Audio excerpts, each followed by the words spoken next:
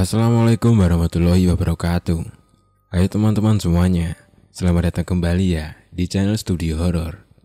Studio Horor kali ini akan menceritakan kisah Tujuan Akhir. Cerita misteri kali ini bersumber dari Payung Hitam. Tujuan Akhir. Siapa itu di gerbong belakang? Ini cerita dari sepupuku sendiri. Jadi kejadian ini baru banget lebaran tahun lalu, sekitar bulan Maret sampai April. Di sini foto dan video terlampir untuk membayangkan suasananya. Tapi kalau kalian tahu lokasinya, ya udah. Tapi aku nggak bakal sebut ya. Sedikit latar belakang dulu ya. Aku tinggal di Cibinong sama keluargaku. Aku juga masih semester 6, kuliah di salah satu universitas di Depok. Dan aku punya keluarga besar dari mamaku yang rata-rata di Jakarta, termasuk nenekku. Jadi, setiap lebaran atau ada pemilu, aku sering ke Jakarta sama adik, mama, dan bapak. Waktu itu aku agak lupa, tapi yang jelas di bulan Maret aku sakit demam berdarah dan tipes yang mengharuskan aku untuk dirawat di rumah sakit. Di rumah sakit itu aku dirawat 1 minggu. Setelah 1 minggu, aku ngerasa badan udah agak enakan, walaupun gak sepenuhnya sembuh. Akhirnya aku keluar dari rumah sakit itu pas banget 2 hari sebelum lebaran. Di rumah, ternyata kondisi badanku lama sekali pulihnya. Akhirnya tanteku, sebut saja Tante Yuni dari Jakarta, nelpon, nyaranin untuk dirawat di rumah nenekku aja di Jakarta. Karena di sana juga banyak orang yang bisa ngerawat aku. Cuaca yang gak sedingin di Cibinong juga. Ditambah di sana ada pengobatan alternatif kenalan dari tanteku ini. Karena aku ngerasa badan yang gak sanggup perjalanan jauh ke Jakarta, akhirnya aku nunda-nunda terus pergi ke sana. Ujung-ujungnya aku ke Jakarta itu setelah lebaran selesai, pas badan udah sanggup. Dulu belum seribet sekarang kalau naik kereta, harus tes COVID, vaksin segala macem. Walaupun dulu virus udah masuk ke Indonesia. Disinilah awal mula hal-hal aneh terjadi. Aku gak bisa pastiin mereka ini maunya apa. Tapi kayaknya tubuh dan mental aku yang lagi lemah banget. Jadi mereka ngikutin aku selama di Jakarta. Awalnya aku maksain logis mikirnya. Tapi di akhir cerita, kayaknya ini udah ada yang gak beres. Karena aku sendirian ke Jakarta, aku sering banget laporan ke orang-orang terdekat aku, terutama sama pacar aku, yang kebetulan kita LDR waktu itu. Jadi, kayak orang pacaran pada umumnya saja. Aku suka kirim pap foto, lagi di mana, lagi apa kayak gitu. Aku sih biar cepat aja, jadi ngevideoin sama ngefoto hal random di depan aku. Nunjukin aku di mana dan lagi apa. Yang penting jelas gitu ya, walaupun HP yang aku pakai iPhone 5. Awalnya ya oke-oke saja pas pacarku ini lihat foto dan segala macamnya yang aku kirim. Singkat cerita, nyampailah aku di stasiun tujuan akhir di Jakarta. Di sana masih banyak orang yang mau berebutan pulang kampung, padahal udah kelar lebarannya. Stasiun rame, nggak kayak hari biasanya. Di situ posisinya habis maghrib, jam 6 di Jakarta. Dari stasiun aku dijemput kakak sepupuku. Langsung dianterin ke tempat beli obat alternatifnya ini. Nggak expect sih. Sampai sana penjualnya gelagatnya agak aneh. Ngeliatin aku nggak kayak ngeliatin orang-orang pembeli yang lain. BTW, pengobatan ini bukan pijat-pijat gitu-gitu ya. BTW, pengobatan ini bukan pijat gitu-gitu ya. Tapi, jual sejenis minuman herbal yang harus diracik. Fresh gitulah. Nah, habis beli obatnya, aku cus ke rumah nenekku. Terus kakak sepupuku bilang gini, gak tahu bercanda apa gimana. Wih, kamu sakit bukannya kurus malah tambah berat? Aku ketawa-ketawa aja, terus bilang, banyak kempes kali. Ya udah begitu doang. Aku juga gak mikir aneh-aneh. Sampailah di rumah nenek, ternyata ada saudara aku, sebut saja Tante Vio. Kebetulan punya bayi yang bakal nginep juga di rumah nenekku sampai beberapa hari. Tapi pas masuk gawah di rumah nenekku ini agak beda. Aku hafal banget suasana rumah ini. Selain plafon yang tinggi, di sini banyak lubang angin. Harusnya di sini adem ya, tapi justru sekarang di sini singup atau pengap, lembab, panas dan begitu dah. Singup banget lah pokoknya. Aku sampai tanya, habis ada tamu kesini ya mbah? Tanya aku gitu ke nenek. Katanya, iya itu Tante Vio, dia juga kemarin datangnya. Belum ada yang datang lagi hari ini, kata nenek aku. Aku diem aja sih, mungkin akunya kecapean dan langsung saja masuk ke kamar nenekku yang udah disiapin. Di sini aku tidur sama nenekku ya. Sebelum istirahat aku mandi. Di situ udah jam 8:30 malam lah kira-kira. Jadi kamar mandi yang aku pakai ini kamar mandi nenekku. Lokasinya di dalam kamar dia. Jadi mbahku saat itu di luar kamar. Kamar itu kosong pokoknya. Di dalam kamar mandi aku dengar ada orang yang lagi ngobrol yang seru banget. Sampai-sampai ketawa-ketawa berisik gitu.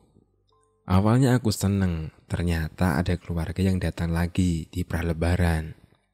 Aku pun keluar pakai handuk doang, pura-puranya ambil baju. Pas aku lihat, ternyata sepi, gak ada siapa-siapa di dalam kamar. Hening. Aku penasaran, akhirnya keluar kamar, ngintip dari pintu kamar. Ruang tengah dan ruang tamu pun kosong. Kayaknya bener, lagi pada di teras atau di kamar masing-masing. Aku lanjut mandi cepet-cepet karena hawanya juga udah gak enak. Karena udah capek banget, aku tidur dan kebangun jam 3-an. Sebelum bangun, aku mimpi ngeliat sosok siluet cahaya terang bentuk manusia. Posisi dia duduk di TV nenekku sambil makan sesuatu. Waktu aku dekati, sosok itu ngulurin tangannya, yang di sana dia nawarin buah salak sama jeruk. Sebenarnya aku pengen ambil, tapi terlalu lama mikir. Ditariklah lagi tangan sosok itu, dan gak lama dia pergi. Akhirnya aku bangun, gak ngerasa pengen pipis, lapar atau ketakutan. Akhirnya aku ke dapur buat ambil minum. Nah, di dapur, aku minum sambil agak bengong-bengong liatin meja makan. Di situ aku lihat satu tampah kecil, isinya buah jeruk busuk dan salak yang udah berlendir. Awalnya lihat, bingung, kenapa masih disimpan buah ini. Tapi akhirnya aku merinding bukan main. Pas lihat di sebelahnya ada buah pisang yang masih sehat gak busuk. Iya, aku langsung mikir buah jeruk dan salak itu betul-betul dipegang atau dimakan sosok siluet yang ada di mimpiku itu. Logikanya aja sih aku, satu tampah sama pisang, tapi pisangnya gak apa-apa. Pengen bergerak, tapi rasanya untuk nelan air yang aku minum pun susah. Keringat dingin langsung menjalar di tubuhku. Sampai akhirnya tenagaku kuat. Aku pun lari sejadi-jadinya ke kamar. Oh ya, aku tidur sama nenekku. Mungkin waktu aku loncat ke atas kasur, nenekku agak kebangun.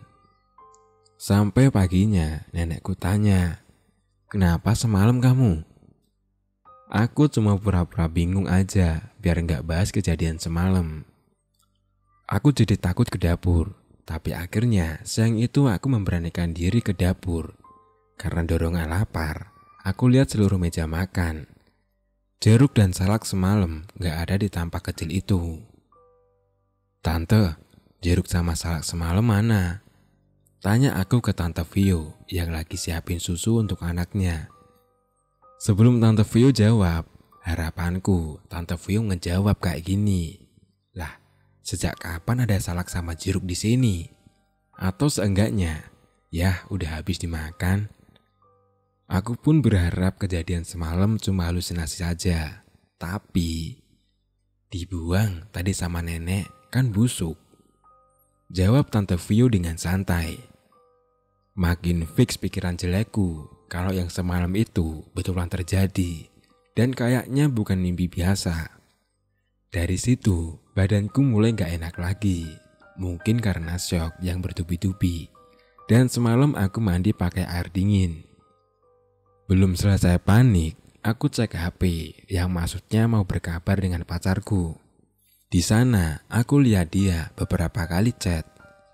Di chatnya dia bilang kalau foto yang aku kirim ada keanehan, terutama pada foto gerbong belakang kereta pulang kampung, alias kereta sebelah yang aku tumpangi. Di sini pacarku kirim gambar ini. Aku pun langsung merinding lagi dan beberapa kali zoom foto itu buat ngeyakinin diri sendiri kalau itu bukan sosok pocong. Aku nggak tahu sih ini beneran pocong apa enggak. Tapi di saat itu aku percaya, mungkin karena lagi ngerasa panik. Aku cuma bisa nelan ludah berkali-kali tanpa mau cerita ke siapapun. Aku ini orangnya yang males banget mikirin hal mistis. Jadi aku cuma beradu argumen sama pacarku saja. Dan dia juga akhirnya bisa menenangkan aku kalau mungkin itu cuma bayangan atau benda putih yang digantung. Beres soal foto, singkat cerita udah masuk waktu maghrib, alias hari kedua di rumah nenek ini. Aku bener-bener dibuat bingung. Bahkan orang seisi rumah dibuat bingung juga. Jadi sore itu, sepupuku namanya Januar yang usianya 8 bulan. Selesai dimandikan mamanya, namanya Tante Vio, dan ditidurin di ruang TV sendirian. Tante Vio-nya nyiapin makanan di dapur sama nenek dan Tante Yuni. Posisinya di rumah cuma ada aku, nenek, Tante Vio, Tante Yuni, dan anaknya Tante Vio. Suami Tante Vio, om kandungku, ia pergi ada keperluan. Saat itu aku di kamar nenek, main HP dan santai-santai saja. Pintu kamar juga aku tutup ya. Tiba-tiba aku dengar suara Tante Vio dari arah dapur bilang, "Tawa-tawa aja sih Dede, betah ya?" Sambil teriak. Tante Vio mulutnya emang agak cablak alias suaranya kenceng banget kalau ngomong. Aku masih biasa saja sih. Gak lama ada suara omku di ruang TV lagi main sama anaknya. Aku masih biasa saja, masih main HP. Sampai ada suara benda jatuh, kenceng banget.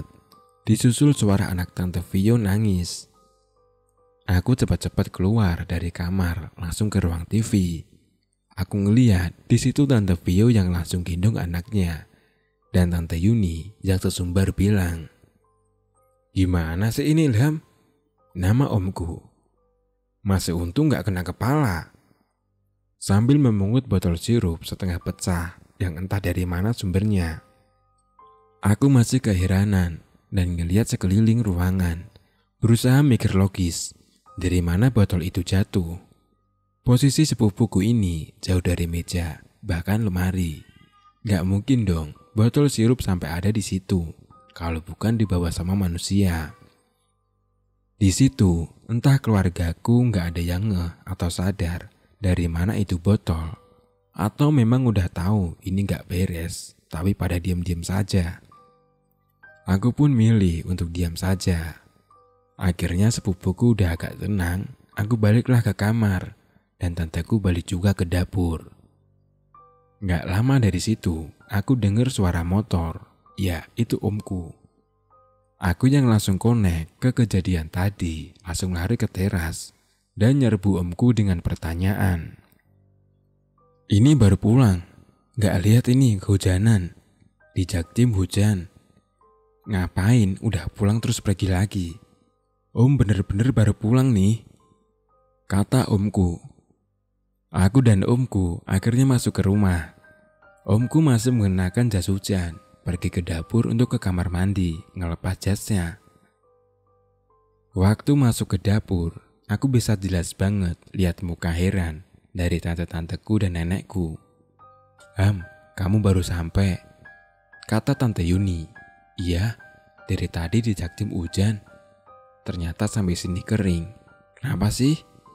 kata omku yang juga kebingungan. "Tadi si Januar, nama sepupuku, main sama siapa dong?" kata Tante Yuni.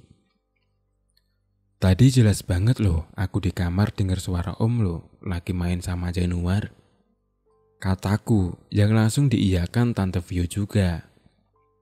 Iya mas, aku kira tadi kamu juga udah pulang. Jelas Tante Vio. Karena semakin gak karuan perasaan kita, akhirnya makan malam kita santap tanpa nikmat. Nenekku akhirnya nyuruh kita untuk sholat isya bersama dan dilanjut tadarusan sebentar. Malam itu kita lupain kejadian yang barusan dan berusaha biasa saja, biar besok pagi kami evaluasi.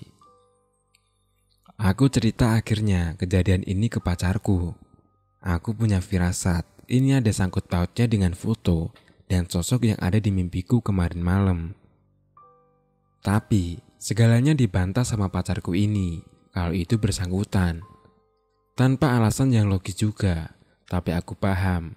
Mungkin dia nggak mau memperkeruh keadaan. Malam itu aku tidur normal dan bangun sedikit lebih cepat, sekitar jam 5:30 pagi. Aku lihat HP dan scroll HP sebentar. Tanpa sadar, aku ketiduran lagi sekitar jam 7. Di tidurku yang kedua ini, aku mimpi yang aneh lagi. Aku lihat di kaki kasur nenekku, ada bapak-bapak pakai baju yang rapi. Rambutnya biru dongker dan ada sedikit ornamen emas di pundaknya. Rambutnya kelihatan coklat emas, kulitnya pun pucat.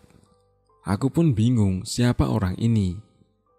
Keluargaku Jawa, nggak ada satupun di antara kita berkulit cerah pucat. Semua sawo matang dan rambutnya berwarna hitam. Mungkin orang ini sadar aku kebangun. Dia pun perlahan menunjukkan mukanya. Seorang laki-laki bule melihat datar ke arahku.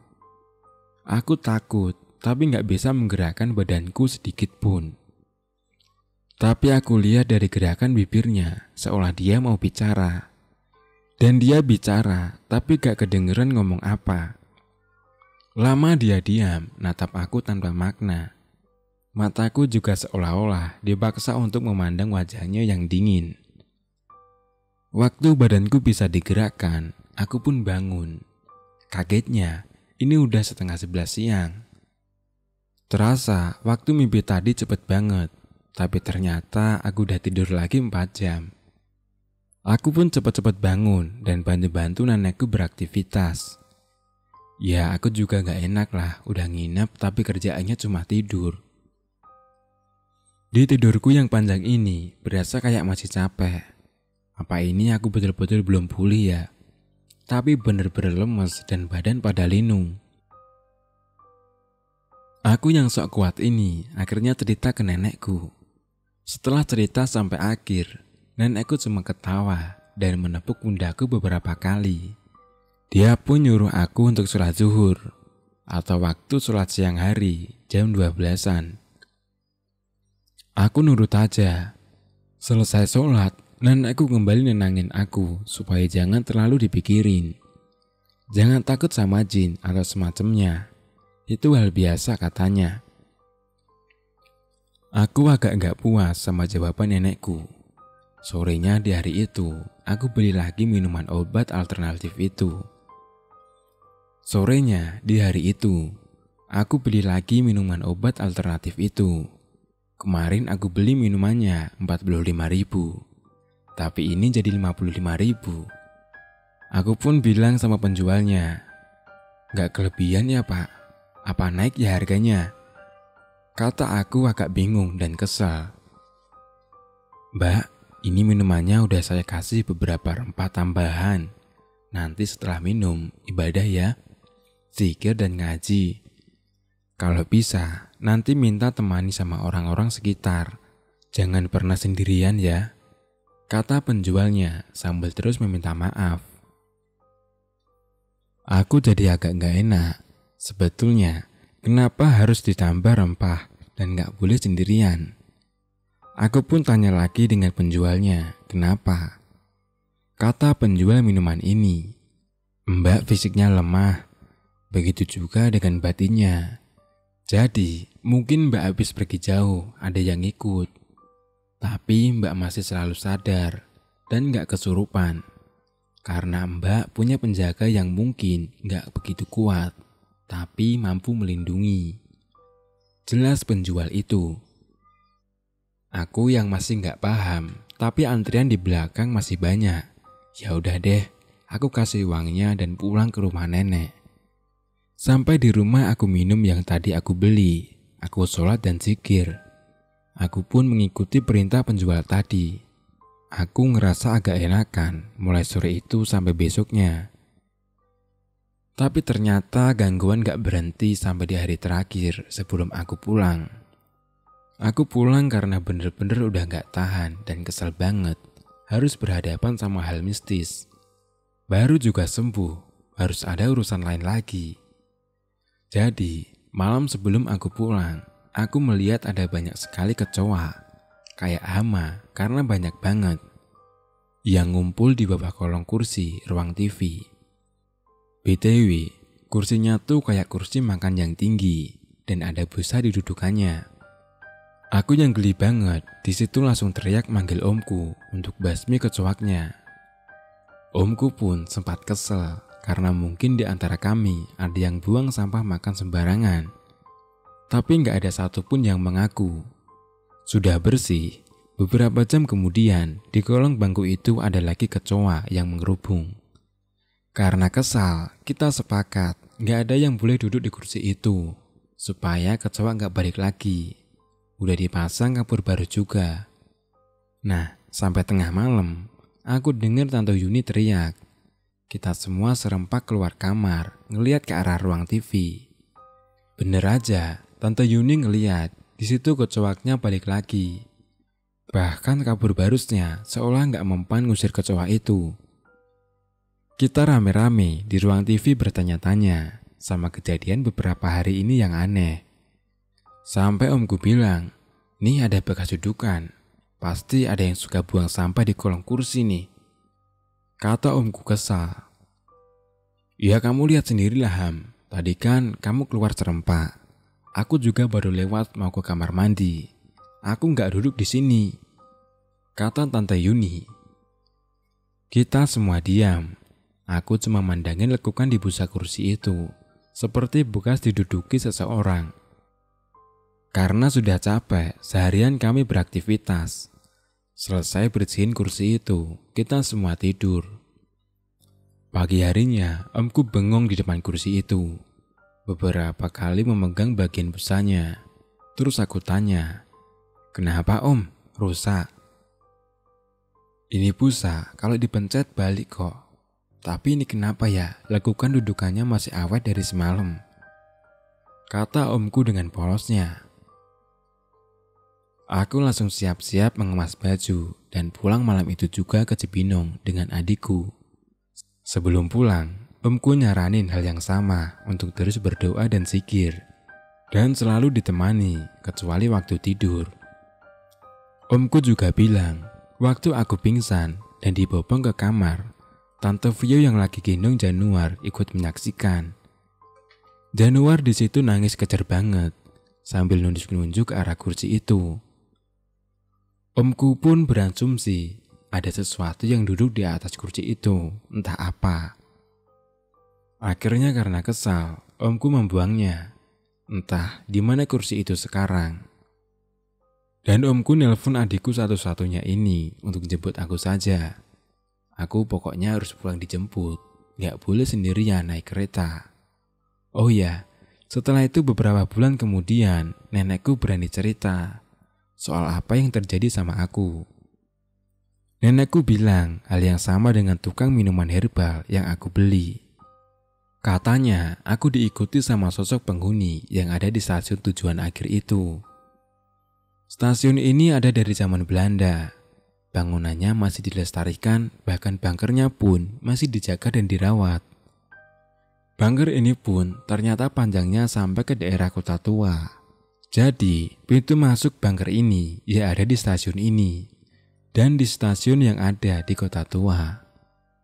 Sampai sekarang aku nggak tahu apa maksud sosok yang ngasih aku buah salak dan jeruk. Dan aku juga berasumsi kalau sosok bule yang aku lihat di dalam mimpi itu adalah yang aku lihat dari stasiun sampai ke rumah nenekku. Aku juga pernah ketemu sama teman kerja dari bapakku yang bilang kalau penjagaku seorang kakek tua yang mirip dengan almarhum kakekku. Ada yang bilang juga penjagaku berbentuk sebuah senjata, yang itu diperkirakan bentuknya seperti keris. Aku nggak tahu juga maksudnya orang Belanda yang memegang keris dalam mimpiku itu apa. Aku sampai sekarang juga malas buat cari tahu. Karena ini pengalaman paling nggak layak buat diingat-ingat.